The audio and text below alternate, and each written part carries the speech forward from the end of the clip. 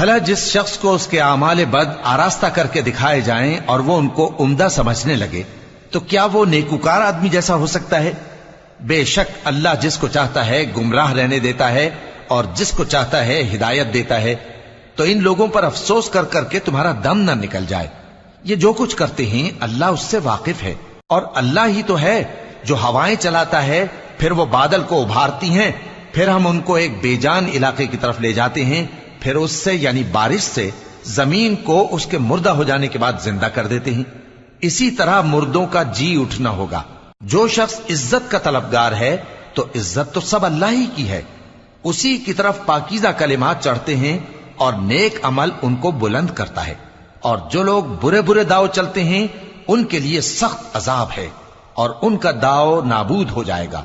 اور اللہ ہی نے تم کو مٹی سے پیدا کیا، پھر نطفے سے، پھر تم کو جوڑا جوڑا بنا دیا.